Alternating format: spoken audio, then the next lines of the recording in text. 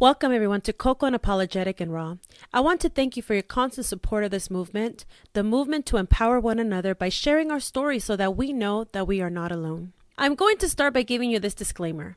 This podcast is probably one of the most difficult ones that I've had to prepare, and it might be difficult for you to listen as well. Please feel free to pause, take a break to reflect on your own journey, and come back when you're ready. I'm going deep today because this movement is beyond the superficial masks that we as women have to wear because of society's stigma on mental illness, shaming those that decide to get help.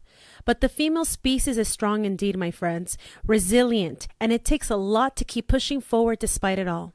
And we need to unite knowing that we are not alone and that there is absolutely no shame in getting professional help when that burden becomes too heavy. With that said, I begin my story. This is me, raw and unapologetic.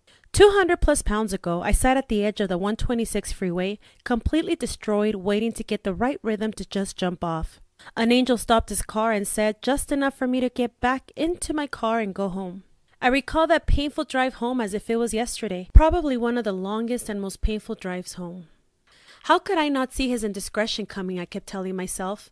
Or did, and I refused to acknowledge it because I blame my weight.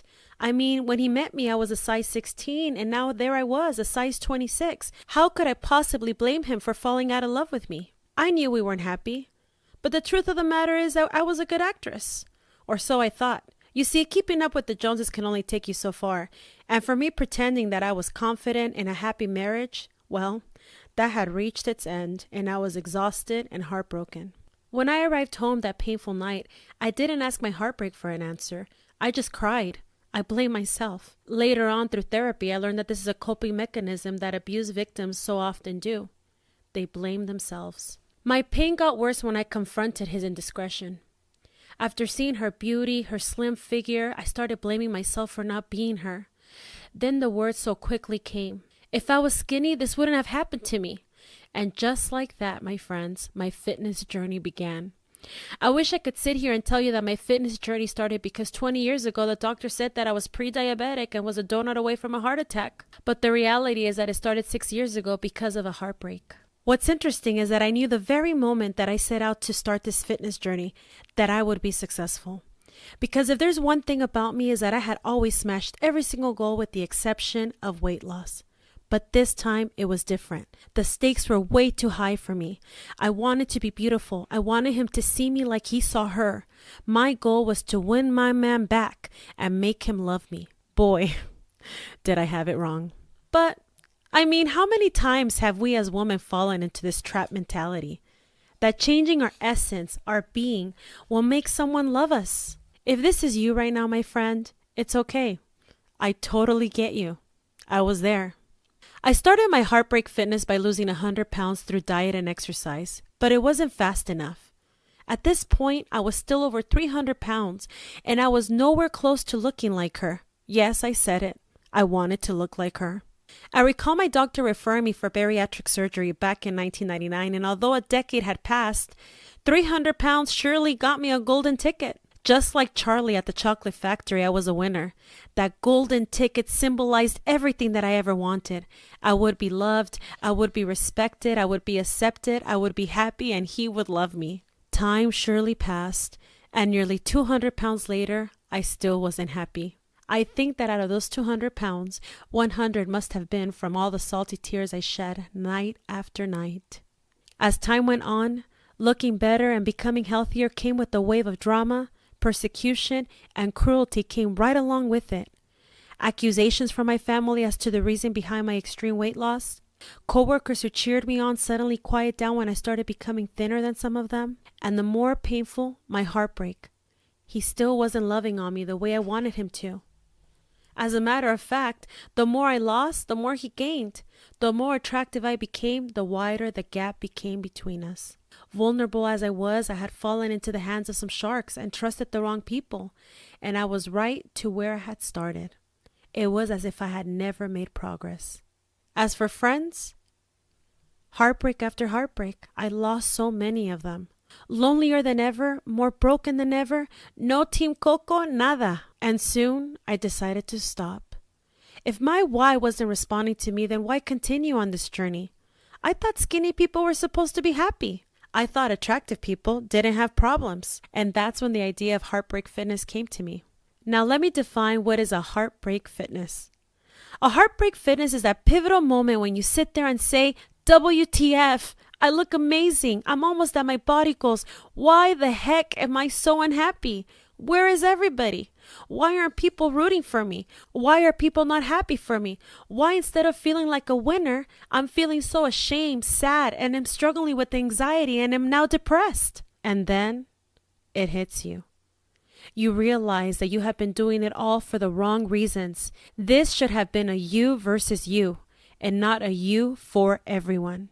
When my Heartbreak Fitness came, I sat there, prayed and wrote myself a letter.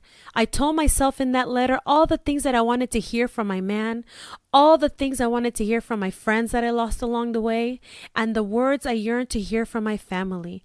Instead of writing, I wish he would, I wish they would, I wrote, Coco, you are.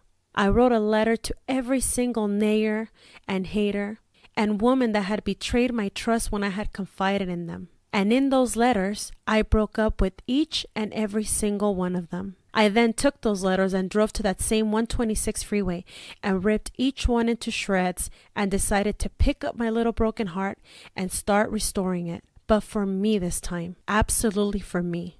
I returned home that day and stopped pretending. I stopped being an actress. I was depressed, I was down, and it was okay.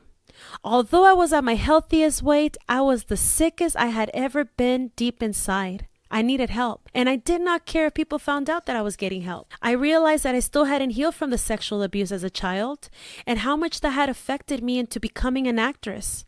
Because the reality is that I had to survive as a child, so I had to pretend that nothing was happening. And that carried on to me as an adult, always pretending that everything was okay when it wasn't. At that moment, I refused to pretend anymore. I joined a group to talk about my issues, but realized that I needed to talk to a therapist. Slowly, I started realizing that my worth, my value, my essence was no longer defined by others. That I was giving people way too much power over my actions to the point of being sick. I knew that realizing this meant that I had to go through one more heartbreak. I had to release the love of my life and proceed on my own. I had to release my family and proceed without their cheers. I had to release my coworkers' judgments and keep it moving. I decided to have a Heartbreak Fitness from people's actions, words, and perspectives of me. From that point forward, it was me versus me. I no longer begged for a gym buddy, tuned out the judgmental noise, and I no longer cried when people were no longer rooting for me. Soon, my coworkers discovered I was attending a recovery group, and one went as far as to shame me publicly for doing so. But at that point, her thoughts no longer mattered. Actually, no one's opinions mattered as it pertained to my recovery and fitness journey. You will be amazed at how much energy is saved when you are no longer arguing or explaining yourself. I just kept it moving. There's a saying that says, don't look back. You're not going that way. I stopped looking back at my pain, at my heartbreak, and chose to heal and keep pressing forward.